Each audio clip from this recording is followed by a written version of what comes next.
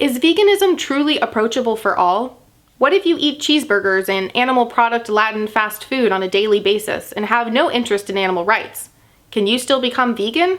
Well, my guest today did just that, and he's going to share with us his unlikely story of vegan conversion.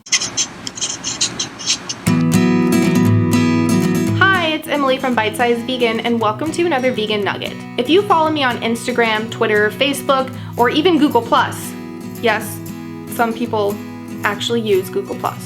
You already know that earlier this month I met up in Orlando with two fellow vegan YouTubers, Tino from the channels Bananiac and Symposium Films, and the vegan black metal chef himself, or as I call him, Brian. I had the pleasure of interviewing both of them about their own vegan journeys and some side topics as well. So today I'm bringing you Tino's interview. And when you're done watching, be sure to watch his interview of me over on his channel, which will be linked at the end of the video and in the video description. Hope you enjoy. So Tino, I know that I've heard you talk about before that you started from a place of eating like cheeseburgers and that kind of stuff all the time. Could you talk a little bit about that? Yeah, definitely. Yeah, it was horrible. So back in high school, there was one week where I would eat every day at Five Guys. Basically it was a burger joint, and I would eat there every day. Like, my diet before veganism was just basically meat-based, dairy-based, eggs, fish, all that stuff. And you know what's funny is, you know, I have a YouTube channel. I'm a pretty open guy about veganism and an advocate, but back in the day I was so opposed to veganism. Anyone who brought up the word vegan or vegetarian, like, I would always give him crap for it. In fact, I had this one friend back in high school who was vegetarian, and I would always give him crap for it for being vegetarian, choosing not to eat meat and all that. But it's funny how we've crossed over. Now he eats meat, now I'm vegan. It's funny how life plays out like that. But yeah, I was just very into all that animal products and stuff, and after getting into it, I decided to change to a healthy lifestyle without even having the vegan intention in my mind. I just wanted to get healthier, so I tried different diets out because I wasn't where I wanted to be athletically. I wasn't where I wanted to be aesthetically, and also, you know, I was getting sick a lot. Now that I've gone vegan, I feel so much better. I haven't gotten sick, I don't get headaches anymore, no more stomach aches, no more nothing. And I'm just living a healthy lifestyle. And so basically what caused me to really embrace the plant-based diet was a documentary called Forks Over Knives, where they talk about the benefits of eating a whole food plant-based diet. And also I read a couple of books like The China Study, Prevent Reverse Heart Disease, The Starch Solution, Dr. Neil Barnard's Reversing Diabetes, just a bunch of great books out there, and just continue to educate myself into more healthy living, healthy eating, and from there that sort of domino effect down to what I would call veganism. I found out of not only the benefits that it brings to your body, but also to the environment, and of course the animals too. I mean, that's really a direct cause, is eating meat. You're causing so much suffering to animals. And so I accepted that. I accepted where meat came from. It came from off the bones of living animals. I wanted to be vegan. I knew this was the way I wanted to live for the rest of my life. This is what made me happy, and I found a sense of purpose and never looked back. Seeing as how you came from this place of like very deep in animal products and everything, what if you're talking to someone who maybe has an interest in veganism, but you know, is just eating animal products their entire life, and it just seems so unrealistic to them to ever not eat those things, what would you say to that person to start making those changes? Yeah, well, I mean, there's just so many factors to look in. Like I said, there's your diet, you know, there's the animals, there's the environment, there's so many factors, and really any of those can touch different type of people. There's, you know, different people are motivated by different factors. For me personally, I was moved when I started to get healthier, when things didn't start to hold me back and I could look forward to other ways of improving my own life. But really what it comes down to is being educated, getting the facts, you know, realizing what is dogma out there and what is fact, you know? You can be healthy eating a vegan diet. You can be healthy without meat, dairy, eggs, fish, and all that stuff.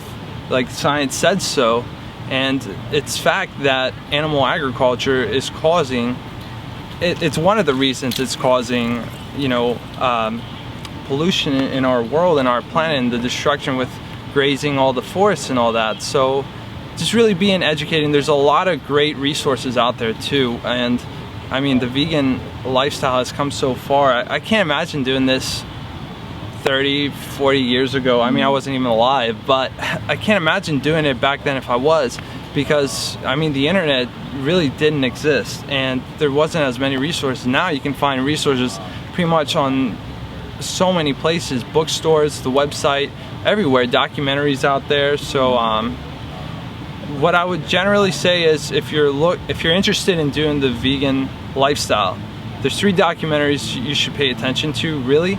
One of them I think is Forks Over Knives, getting your diet straight. I mean, you want to be vegan definitely, but try to be healthy, try to improve your try to improve yourself as much as you can. And the second documentary is called Earthlings, which is a really strong documentary. It really opens your eyes to what is being done to the animals, not just from food, not just from diet, but other factors as well, such as leather, the pet industry, fishing, all that stuff. So really great documentary. And the third one is called Cowspiracy. That one talks about a lot of the environmental factors that are being harmed by the meat and dairy industry. So there's a lot of great resources out there. So being well educated is definitely a key if you want to succeed on the vegan lifestyle.